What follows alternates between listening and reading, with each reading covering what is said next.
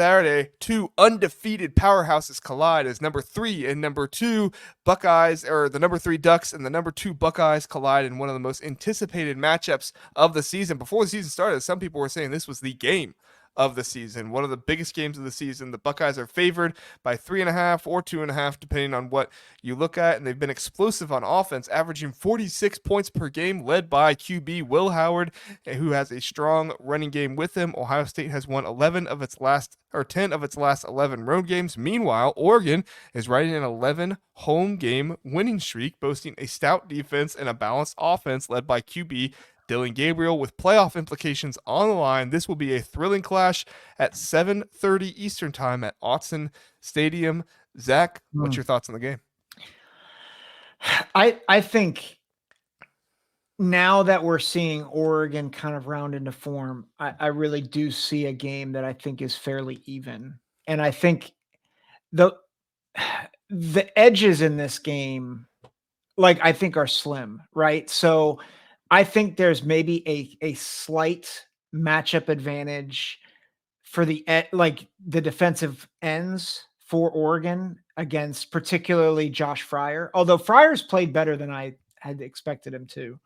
But I think it's interesting because he was the one that was first team All Big Ten last year, and he's the one that everybody talks about as like the weak link on the offensive line, which I'm not saying he's not. I get why people say that. Yeah. But it's just interesting since he was the first team All Big Ten player. Never mind. I was going to say something, but I won't.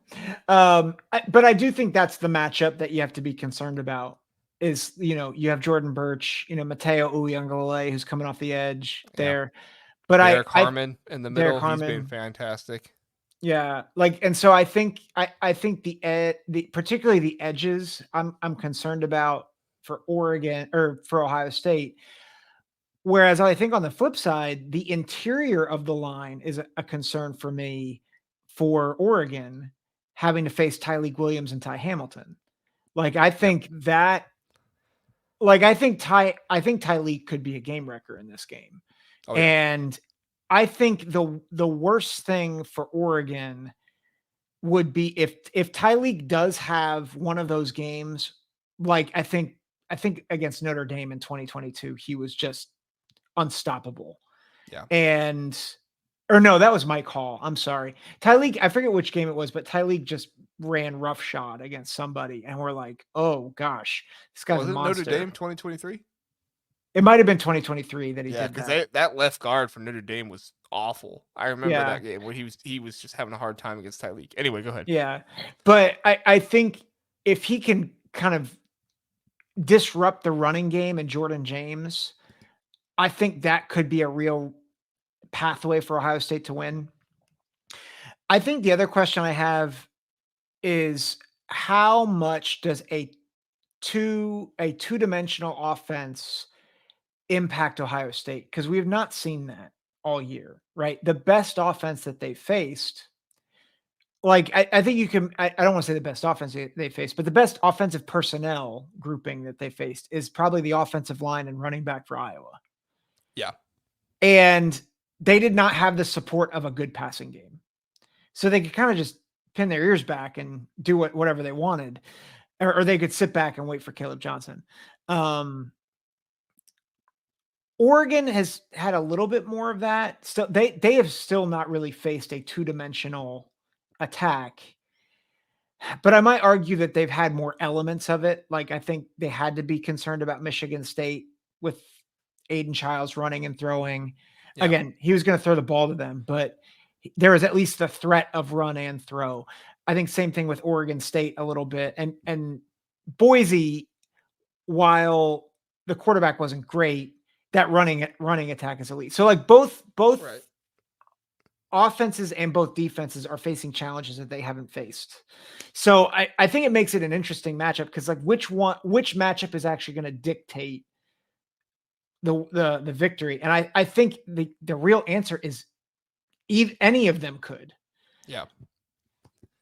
I think there's a number of things that I'm really looking at in this game because there's a number of things that Ohio State has some, I'm not going to say they're weaknesses, but they're more deficiencies. And it's similar with Oregon. I mean, these are two teams that don't necessarily have weaknesses. They're just things that they don't do as well as other areas. And so we'll call them weaknesses, but at the end of the day, what they do is still much better than what most other teams do. So don't hear me saying like Ohio State has a bunch of weaknesses or Oregon has a bunch of weaknesses. It's just in the context of this game and how talented these two teams are. Number Mhm. one for me is Oregon's wide receivers. Oregon's wide receivers were projected to be some of the best this season that we're going to see in college football, and quite frankly, they just haven't been. Tez Johnson has Mhm. been very good. Trayshawn Holden was a good addition. We haven't seen Evan Stewart, and I know that there's been some talk about he could possibly be injured and stuff like that. I don't know if that's been confirmed or not, but definitely some issues there with his gameplay and what he's been able to do. And I originally going into this game was thinking, okay, they're going to try to pick on Davison Igbinosun, but they don't really have anybody with size to try and pick on him. Most of their wide receivers are pretty small. I mean, I'm not going to say that they're like all 5'9", 170 guys, but they don't really have a big, tall threat on the outside that you can line up against Davison Igbinosun and take him down. Because at the end of the day, that's somebody that can beat Davison Igbinosun with how physical he is. He needs somebody that is a good size for him to kind of beat around. And unfortunately for Oregon, he does have that. He has enough size to be able to beat some of them around. Now, fortunately for Oregon, Will Howard is awful under pressure. I've noticed this season. Mhm. Zach, he is the worst graded PFF quarterback who has started every game this season under pressure.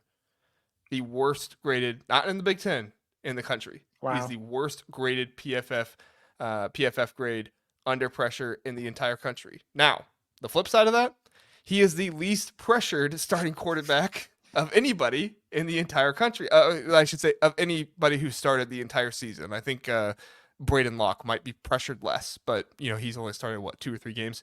Mhm. And he So still looks that bad, huh? yeah, right. Ugh. Hey, he had a good game against Purdue. Don't you besmirch Braden I'm Locke's good name. absolutely gonna besmirch it. Anyway, sorry, He continue. took down that MAC team. Anyway, um, so Will Howard, they definitely have to do a good job of keeping pressure off of Will Howard just because he's not been all that good at it. The problem is that Oregon has two of the three best players at creating pressure in the Big Ten. Derek Yep. Harmon is second, has the second most pressures out of anybody in the Big Ten. That is only behind Josiah Stewart by one, which Josiah Stewart comes off the edge. Derek Harmon comes up the middle. I do think if I'm not mistaken, Derek Harmon will line up over Donovan Jackson. So I do think that that matchup is going to be a Gonna little be bit better fun. for him. But then the other one is Jordan Birch, who has 21 pressures on the season. He's tied for third in the Big Ten. Yep. So these are two guys that if you let them pin their ears back and go after Will Howard, they're going to take care of business and they're going to get pressure on him. Now, are they going to sack him every single time? Maybe we'll see, but Will Howard hasn't been getting sacked because he's been throwing the ball to the other team instead. So one of Yep. two things are going to happen, and Will Howard has to correct that. He keeps talking about, well, if it happens, then I'm just going to move on from it and not worry about it. It's like, buddy, it's time to start worrying about if it does happen because you're going to be going up against Yeah. teams that if you went up against Iowa, you threw an interception against them, they weren't going to do anything because you stopped Caleb Johnson. It's fine, but they're Ducks fans, you're forgetting Jamari Caldwell. I'm not trying to say there's nobody else getting pressure. I'm just pointing out those guys that have the most pressure on the Yep. team. So I'm not trying to besmirch anybody by not mentioning them. Those are just the two guys. But you're exactly right. Jamari Caldwell, also somebody who can get good pressure on the quarterback. Yeah. And so for me, like Will Howard has not been pressured very much, but when he has been pressured, it's not been good for Ohio State. So that's Yeah. going to be the key for this Oregon defense is number one, can they sniff out when Ohio State is going to throw the ball? Because right now Ohio State does the RPO run pass option type of thing. But it's also like they don't drop back and just pass as much as most other teams do. I don't know. Yeah. What do you think, Zach? Yeah. Well, and I I don't know if you have this stat. I'm curious how much like Dylan Gabriel's rating is when he's blitzed. He actually is pretty good, if I'm not mistaken. That was I'll have to my look it up. my inkling, but I am concerned, and I think I've been on record with saying this. Like, I think Will Howard is a good college quarterback. that has real weaknesses. And I think he fits the needs for Ohio State in the sense that they needed a guy who can move the chains with his legs, and he has a good enough arm, and Yeah. he's a good leader. But like the past couple weeks, he has thrown some just awful balls, and it's like they're just terrible decisions. And it's like, what are you doing? Um, so I think that might be the single biggest matchup question of this game is can he avoid those even when Birch gets pressure and Harmon gets pressure and Ungale comes on a blitz and Caldwell and all those boys. Can he keep a level head and keep the offense moving? I think the other key to that impacts that. How does the offensive line do at not drawing penalties, both with holding and with procedural penalties? Because Autzen, like I know Autzen is a smaller stadium. It's interesting. This is a couple years ago. I went to the Ohio State Penn State game in Happy Valley, and there were a couple of Oregon fans that came to the game just to like see Penn State. And I asked them, "Oh, what'd you think Wait, about last year? this?" No, 2 years ago. 2 years They ago. weren't even joining the Big Ten 2 years ago. That's funny. I Go ahead. know. Sorry. They were just there. I forget why they were there, but I got to talk with them. And it's like, so what'd you think of the experience? Of course, this was a rabid, it wasn't a whiteout, but it was a rabid crowd because it was Penn State, Ohio State. And Penn State like was leading for most of that game. Yeah. And they were like, oh, that was tame. And I was like, what? And so all the chest puffing out about like Oregon being a hard place to play.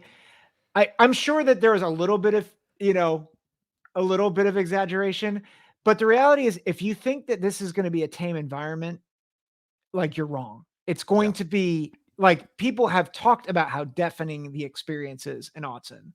And this is maybe the biggest game in regular season history for the Oregon Ducks. Like this is a national championship This is their favorite. biggest game they've ever had at Autzen, if you ask me. Like I've gone through Yeah. the history and looked at stuff. I think this is the biggest game that will ever be not ever, has ever been hosted at Autzen Stadium. Yeah. A Duck And fan can correct me if I'm wrong in the chat. I'm not. I really don't know another game that's been bigger at Autzen Stadium than this one. yeah. So I that's I think if you look down the roster, Philip was asking about JT Tuimoloau, and Which I like can say that one, Philip. JT Tuimoloau. All right, there you been go. practicing that one. Okay, I have to say that one enough on the Ohio State podcast, so I can't just say JT every time. So I got that one. No worries. Yeah. But I think if you were asking me who has the better roster, I would say I would favor Ohio State by a smidge, right? I think they have the better roster. And I think they have more matchups that are favorable. But I'll go ahead and give my pick. I think Autzen and the pass rush is the difference. I picked Oregon preseason to beat Ohio State in this game. I'm picking them preseason here, or I'm picking them in season here. I've got Oregon edging Ohio State 34-31. So I have more keys to get to, but I'm picking Ohio State to win this one. I thought you might. Does the loser have to wear a hot dog suit for a week on the podcast?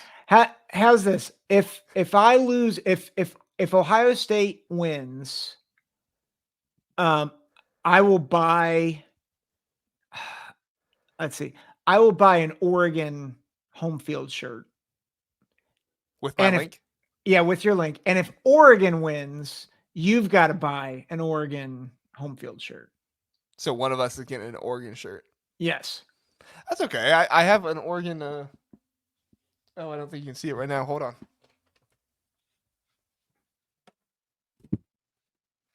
I have an Oregon Sports Illustrated cover up here. There you go. So if I have an Oregon Sports Illustrated cover, I should be able to have an Oregon shirt from home field. So, yeah. So I can definitely see picking Oregon, and early on in the season, I would have agreed with you, Oregon. I think we picked them together early on in the season. However, there are keys that I have for the game for Ohio State that I think is going to take them over the top. And again, I'm somebody that thinks this one could go either way. I give maybe like 55% to Ohio State. But Quinshon Judkins, we were just talking about breakaway running percentage and stuff like that. He's third in the Big Ten right now at 49.8% breakaway run percentage. And Oregon has allowed a lot of these until last week. They allowed 2 to TJ Harden, who had not had a single breakaway run the entire season. Not a single breakaway run the entire season. They allowed 2 to him in week, what was that? Week 4? I don't know. Their game 4. So I don't remember what week that was. And then I know Ashton Gentry is Ashton Gentry, but they allowed 3 against him, and they allowed 1 against Idaho as well. So for me, and I think that was maybe that was the trick play, but still, like for me, I think that Oregon's defense, their run defense, is going to have to be legit. I think they're going to have to, just completely shut down Ohio State's running game to make this happen. But when you have Quinshon Judkins, you have Travion Henderson, and now after seeing Will Howard get 10 rush attempts this last game, like I'm also worried. Like, okay, how does Oregon stop it if they just start running, some read option, and they're not able to stick with Will Howard on the read option? Like this to me, there's too much going on in the backfield in the run game for Oregon to be able to consistently stop Ohio State without that partially being Ohio State's fault. Could Ohio State, screw up and it be their fault? Of course they could. Mm-hmm. But that's going to be really, really difficult for Oregon to regularly stop. And I'm not just saying it's because it's Oregon. It's going to be difficult for anybody to regularly stop these guys. And then the other piece of it is Ohio State's defense. Ohio State is first in limiting 20-plus yard and 30-plus yard plays by the other team. They have allowed 9 20-plus yard plays, and they've allowed 1 30-plus yard play. Oregon is outside the top 70 in both those categories for their offense. Huh. They have 22 20-plus yard plays on the season, which is tied for 78th in the country, and they only have 10 30-plus yard plays, which is tied for 72nd in the country. So for me, like it's going to be hard the entire game to be moving the ball down the field against this Ohio State defense. To me, you have to have big plays to score big against Ohio State. That's just how talented the defense is. But number one, I don't know if Dylan Gabriel's going to have enough time back there to sit back in the pocket and throw the deep ball to make that happen. And number two, they haven't done it consistently enough this season to say that that's going to regularly happen. So, and the flip side of that, of how it could happen, because I do also want to say it could happen, is that Oregon's players do a really good job of getting yards after the catch. We talked about this at one point, Zach, when we talked about Terrence Ferguson and stuff like that. Yeah. They're still really good at it. Tez Johnson has 252 yards after the catch, which is 4th in the Big Ten. Terrence Ferguson has 189 yards after the catch, which is 1st in the Big Ten and 3rd in college football among tight ends. And then their backup tight end, I'm going to pronounce it wrong, Kenyon Sadiq, I think that's how you pronounce it. Yep. He has 100. Yeah, Sadiq. There we go. He has 108 yards after the catch, which is 5th best for tight ends in the Big Ten and 22nd best for tight ends in college football. And if only they had 3 more yards for Trayshawn Holden, he would have 100. And Oregon and Indiana would be the only 2 teams in the Big Ten that would have 4 players that have 100-plus yards after the catch on their team. Yeah. So Oregon's pretty elite at getting their guys to run with the ball after they catch it. If they can do that against Ohio State, they can scheme some things up. Will Stein, he does a great job of getting the ball out early, getting the ball to their playmakers, stuff like that. If they can do a good job of that, Oregon has a chance here. But Ohio State's defense is going to be very disciplined. It's going to be a huge game for Jordan Hancock, the slot corner, going up against Tez Johnson in this one. How does he contain him? And it's going to be huge for Oregon's wide receivers and everybody else to be blocking in this one. So I give credit to you, Zach. I can totally see it happening, but my pick is going to be 31-24 Ohio State. Yeah. I'll say there's a part of me, and I'll admit this, I think there's a part of me that's concerned about Ryan Day in this game too. But I do think there's a world, and this is, I think, going back to the running game of Ohio State, I think there's a world to where even with the explosiveness of Oregon, I think there's a world where Ohio State can run on Oregon and control the game that way. And that would be, if I'm a Duck fan and you're thinking, oh, we're going to kill them by, 30, 20. I think the thing I would just tell Duck fans is, listen, even with Ashton Genty, you've not faced running backs like this. Like, I think Yeah. Ashton Gianti is a great back. He's the best back in college football. I mean, there's no doubt. Well, I think he's the most productive. I would argue that both Travion and Quinshawn are, at least from a talent perspective, better.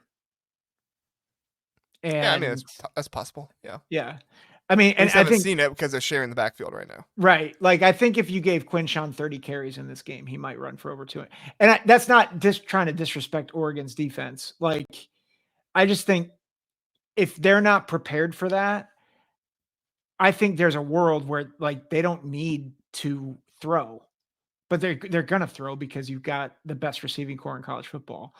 And that could take the crowd out of it. So I'm not predicting that. I think they will slow the running game down. I think they'll force a few false starts.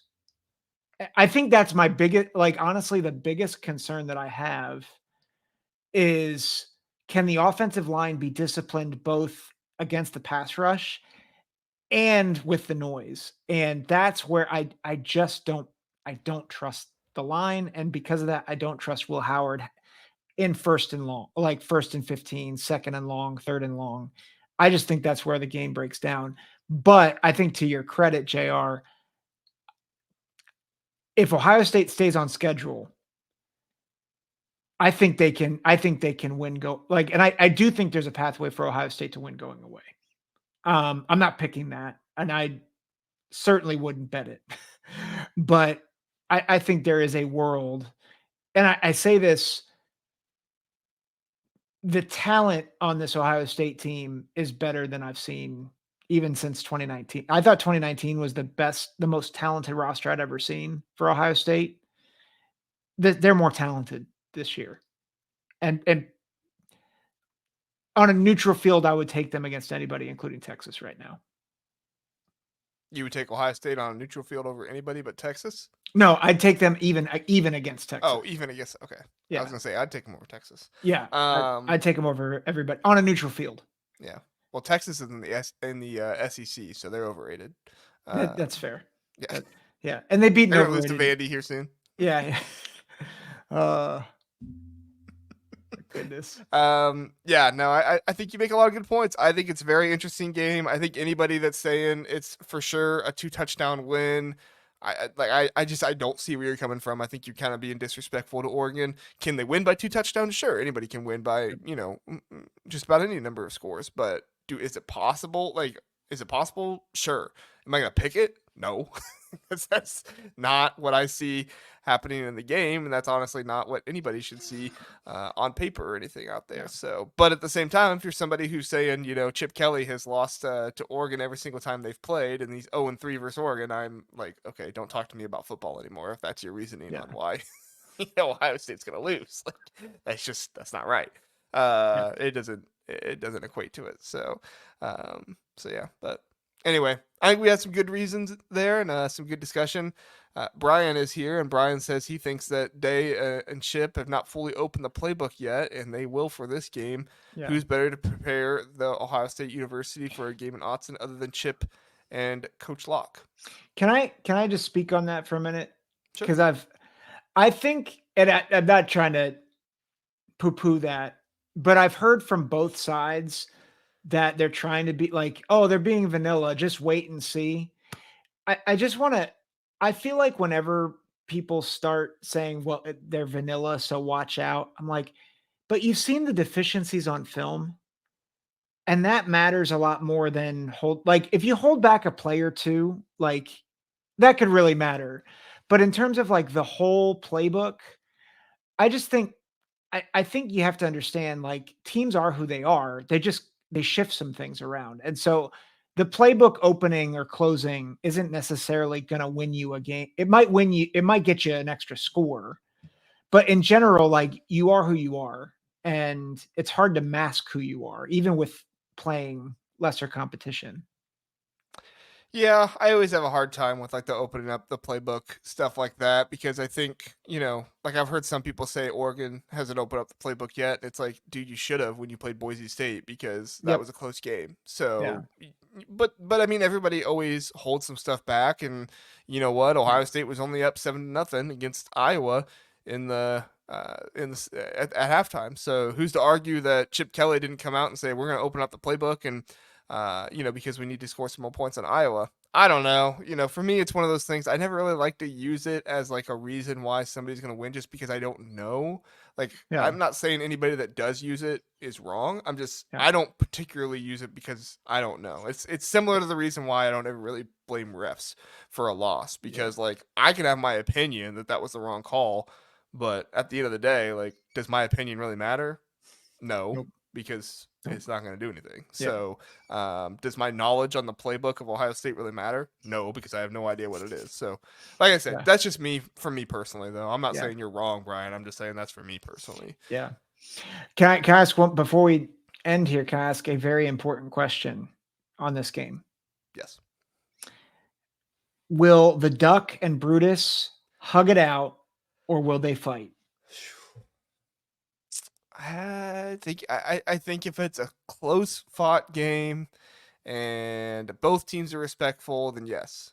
But if not, I think the Duck and the Nut fight. Have you right there at midfield? There's the Godzilla movie, not the newest one, but the Godzilla movie, like I think in 2016 or something. I think it's Ken Watanabe. He's like, let them fight. Yeah. Let them fight. And I want like Lee Corso being like, let them fight. Let them I can fight. see Dan Lanning do that on the side. Yeah, Dan Lanning might do it. He grabs the mic, let them fight. It's like, instead of overtime, we're just going to let the Duck and Brutus battle it out in a death match. And that's how we decide the winner. And you know what? Whoever wins that deserves to be the number one team in the country. Forget actually winning it on the field. It should just be decided by the mascots. That's a terrible idea. Death fight. Yeah, death fight. Brian, that's awesome. He said he's going to the game. No. Really looking forward to it. That's awesome, Brian. Man, I hope you have a great time. Yeah. That's going to be fantastic. Dude, that's awesome. Yeah. Doug says, lucky you, Brian.